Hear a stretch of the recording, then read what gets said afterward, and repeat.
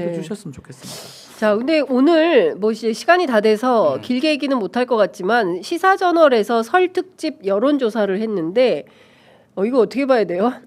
대선 양자 대결 조사를 했는데요. 이재명 41.8, 김문수 46.4.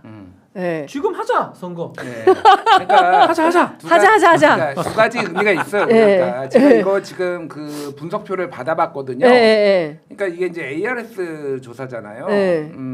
여기 이념 선양은 이제 자가 진단이에요. 그리고 이념 선양은 그거를 할당을 하지 않습니다. 이거 할당은요 지역과 성별 그리고 나이 요것만 할당을 해요. 그래서 찰 때까지 뭐 하나가 먼저 차면은 안 차는 거는 계속 돌려서 그것만 이제 가져오는 건데 이념 성향이 진보 196, 중도 417, 보수 323. 와, 압도적으로 많네. 중도 보수가 많네요. 네, 중도가 417도 좀 과하게 많기도 한데 많네. 진보 196하고 보수 323 이거는 말이 안 돼요. 안 되는 여조예요. 그러니까 이거를 조작이라고 보면 안 돼요. 조작은 아니에요. 그러니까 조작이라고 보시면 안 더 되고. 돌렸어야 돼. 진보 진영의 그 표집을 늘렸어요. 근데 그러기에는 300 돈도 정도까지. 있고 돈이 많이 들어가니까 더 할 수 없죠. 맞아요. 응답률 기간도 다 이게 그러니까 이제 ARS 조사에서도 조금 제가 짧게 설명을 드리면 ARS 조사에도 방법이 두 가지가 있어요. 네. 하나는 IDD라는 방식이 있고 이건 솔직히 하면 랜덤으로 무작위로 한다라는 거고 또 하나는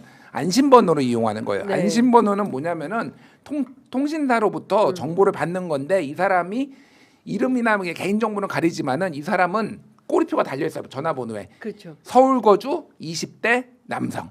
이렇게 하니까 이 사람한테 만약에 20대 남성이 전화를 했는데 IDD로 안 되더라도 아니 뭐 안심번호로 해서 안 되더라도 확실하게 서울 거주 20대 남성한테는 계속 걸 수가 있는 거예요. 근데 문제는 이거를 통신사로부터 돈 주고 사야 돼. 맞아요. 근데 일반적으로 IDD를 많이 써요. IDD가 돈이 덜 드는 거예요. 그러니까 왜냐하면은 그냥 그럼 돈 안 들고 그냥 무작위로 돌리면 되거든. 그런데 IDD의 특성이 뭐냐면 이런 결과가 나오는 거예요. 그러니까 이게 응답을 거짓말로 했을 가능성도 배제를 할 수가 없고 이를테면은 박지훈한테 전화를 했는데 저는 20대 뭐 저기 대구 거주하는 남성이라고 할 수도 있는 거야. 뭐 이런 식으로 예를 그렇죠. 들면은 이게 그리고 사실 보수가 지금 활성화돼 있기 때문에 그런 이제 결과가 나온 거를 이해를 하시면 되는데 조작은 아니다. 예, 조작은 아니다. 그러니까 이것도 여론조사 안 믿으면은 부정선거 음모론하고 똑같아지는 거야. 그러니까 이런 거를 설명을 드린 거예요. 제가. 여기에 있어요. 이게 이제 사실은 나중에 이제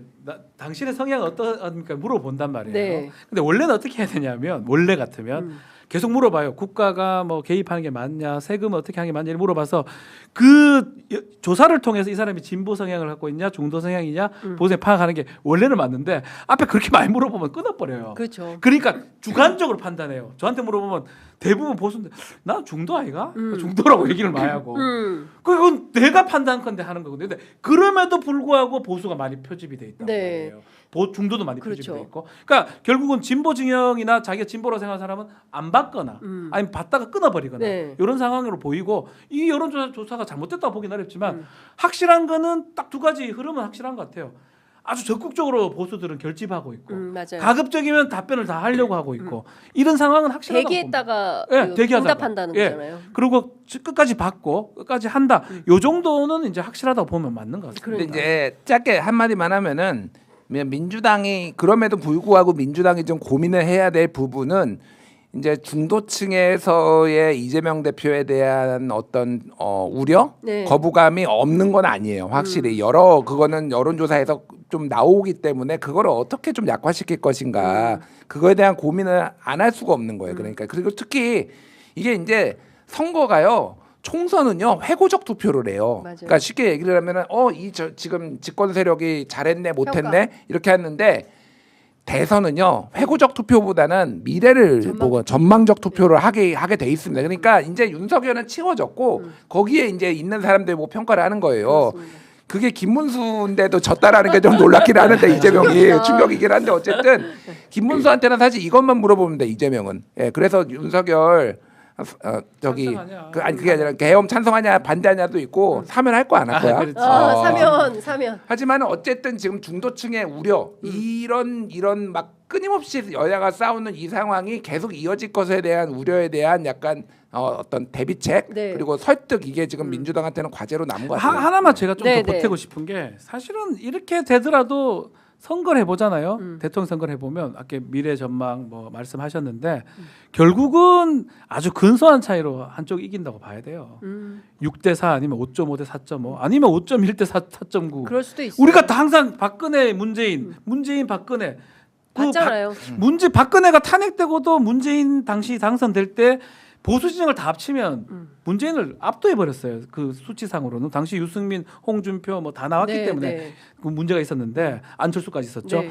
그래서 그런 어떤 흐름이 조기 대선 흐름이 지금 벌써 포착이 된다고 보면 됩니다. 맞습니다. 예. 그 사람들이 막 윤석열이 너무 좋아서 하기보다는 일단은 민주당 이재명 지지하지 않고 그렇게 해야지만이 여론조사나 이런 것들로 우리 진영이 유리하다고 판단이 되니까 더 적극적으로 응하고 있다 이렇게 보시면 될 것 방금 같습니다. 그 속보 나왔네요. 네. 공수처가 검찰로 윤석열 이첩했다고. 네. 네. 제가 아침부터 뭐 계속 그러니까 얘기를 뭐 했었는데 이제 오늘 뭐 11시에 기자회견 한다고 했으니까 뭐 그렇게 더 이상 뭐 할 결정이 수 있는 된것 게 같고요. 없기도 안 하고. 나오니까. 그 시간상으로 그렇고 근데 검찰이 한다고 뭐 달라질 건 아닌데 그럼에도 불구하고 압색도 못 하죠. 네. 압색 그 법은 형사법 근데 있어요. 김성훈을 풀어준 건 상당히 그래서 김성훈을 풀어준 게 검찰에서 왜 했느냐인데 예. 앞으로 검찰이 해야 될 것 중에 하나가 김성훈 재청구할 겁니다. 영장. 예, 예. 뭐 제가 봤을 때 오늘 내일 중으로 하게 되면 검찰이 어떻게 받을지 음. 최소한 검찰은 법원에 넘기면 돼요. 법원에서 판단하는 건 못 잡니까? 네. 근데 그걸 본인들이 반려가 뭡니까? 그러니까. 그러니까 그 부분을 좀 매끄럽게 해결해야 되고 네. 검찰이 받으면 검찰은 하나는 확실합니다. 죽어가는 권력에 대한 수사는 왔다 짱이다. 왔다 짱이다. 왔다 짱이다. 그러니까 윤석열이 잡는 거는 왔다 짱인데 우리 김준호 평론가 오늘도 말씀했지만 내각이나 비서진에 관련된 부분은 검찰이 잘 못할 강. 왜냐하면 검찰도 내각의 일원이에요. 네, 네. 법무부 장관 검찰총장 밑에 그렇지. 다 실무정. 임명 받았으니까. 어쩔 수 없어요. 네. 어쩔 수 없는 게 잘한다는 건 아닙니다. 네. 그렇기 때문에 그 못한 부분 좀 덜한 부분은 특검에서 해야 된다 이런 생각이 듭니다. 네, 여조 장난 좀 그만 치자 지긋지긋하다 이렇게 얘기를 하는데 저는 이제 이걸 가지고 여론 시장을 형성을 하려고 하는 것이죠. 그러니까 여론조사 전화 오면 바쁘다고 끊지 마시고 적극적으로 나도 응답도 거의 다 해야 될 것 받아본 적이 같고. 없어. 아니 나도 저는 그래. 갑자기 시간이 너무 많이 와서 걸려. 아니 오늘은 내가 받아야겠다. 아무리 바빠도 내가 이게 하도 보수가 표집이 많아서 응답을 해야겠다 생각을 했는데 저는 무슨 실비 보험 관련된 바로 끊었어요. 나는 라디오 진행할 때 진짜 방송 중에 많이 내 거를 받았어. 어. 라디오 진행할 때도 받았어. 그러면 내가 답을 해야 되잖아. 예. 근데 주말 걸 물어보는 거야. 그러면 그거라도 답을 해서 뭐 예. 내랑 비슷한 시간 거 해야 되는데 예. 아니요 끊어버렸어요. 그러니까 이거 내 걸 하는 것도 안 하는 사람이 민망한, 안 되거든. 그러니까, 예. 해줘야 돼. 그러니까 여론 시장 형성을 위해서 건강한 여론 시장의 형성을 위해서 적극적으로 응답도 해야 되겠다라는 생각이 좀 듭니다. 그러나 지금 이 여론 조사에 너무 개의할 필요 일희일비할 그렇습니다. 필요 일희일비할 필요는 없다. 개의할 필요는 없다라는 생각이 좀 듭니다. 김문수면 김준희를 내도 예. 이깁니다. 아니 지금 여기 하자 지금 하자. 하자! 지금 해. 김문수가 대권 후보라 생각하면 과연 몇 명 있을까? 그러니까. 그냥 김준일 우리 민주당 네. 우리를 한다. 이 진보진영 이겨요. 대부분 이겨요. 극도로 비호감이고 누구도 믿지 않습니다. 그렇습니다. 그 사람은. 네. 하여간 재밌는 여론조사까지 저희가 분석해 봤습니다. 자, 역시 해학과 웃음이 넘치는 목요일의 고정 코너 진짜 뉴스킹 두 분 감사합니다. 자, 오늘 말씀은 여기까지 듣겠습니다. 명절 잘 보내시고요. 저희가 2월 달에 찾아뵙도록 하겠습니다. 고맙습니다. 감사합니다.